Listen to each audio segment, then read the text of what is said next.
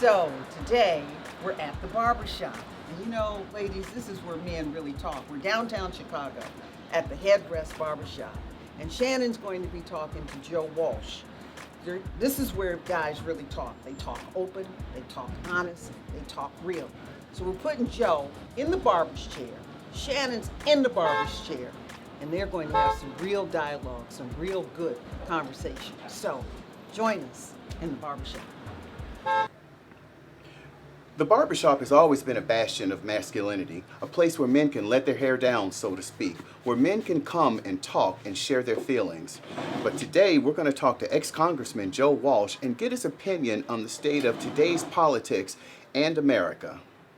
So let's get into it. You know, there's a lot of controversy going on with Joe Walsh right now about this tweet. Oh yeah, you're the man right now.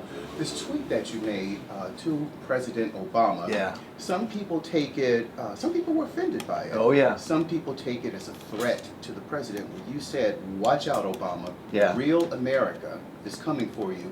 What exactly did you mean by that tweet? I'll tell you, Shannon, it was fascinating. John Legend, who's got like 8 million followers on Twitter, I sent out that tweet that Thursday night after the Dallas cops were shot and killed, and he said, arrest Joe Walsh. And for about 5 or 6 days, every John Legend follower either wished death upon me or called the Secret Service and the FBI and said, arrest him. Look, I sent out a tweet that said, hey, Obama, this is war. Obama and Black Lives Matter, watch out, because real Americans are fed up, we're coming after you.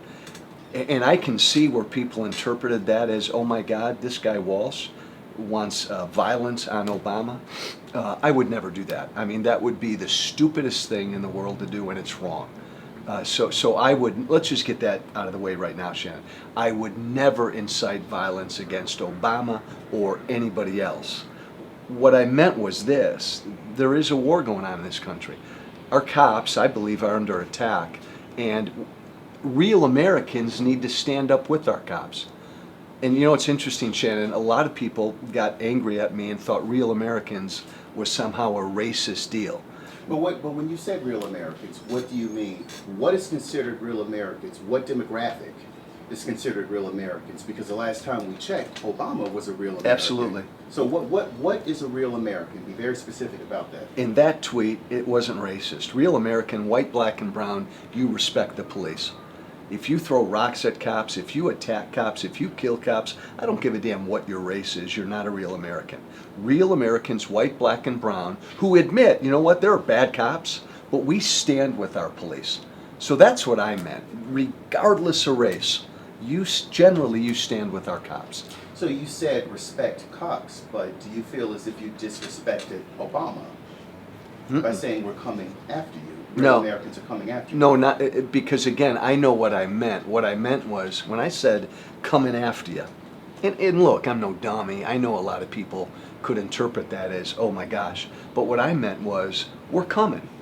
We're going to stand with our police. We're going to march with our police. I mean, we're there's gonna... many interpretations Yeah. of that. That's what I'm trying to get from you. Specifically, when you say real Americans, because when people say real Americans, they're usually speaking about a specific demographic. And I wasn't. Okay, And 'cause I wasn't. I've had that said to me. I want to know, what is a real American? In this context, Shannon, it's somebody who stands with our police officers, regardless of race.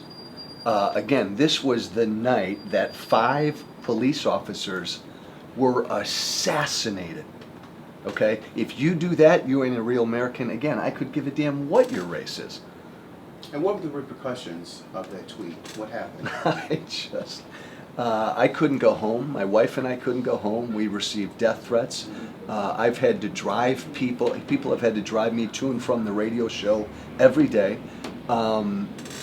I thought I might lose the radio show. It was fascinating, Shannon. The left is good. They're better than people on the right.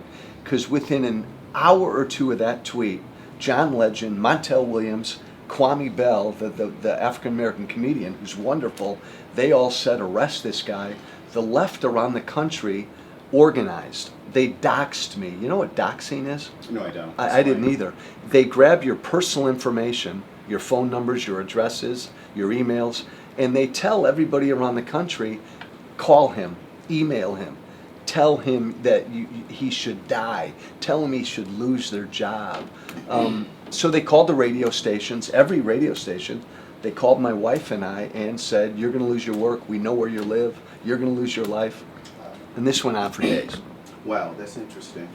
So, Joe, because of the negative reaction of your tweet rather, Yeah. How's it affected your radio show? A lot of people around the country liked what I tweeted and understood what I tweeted and got it.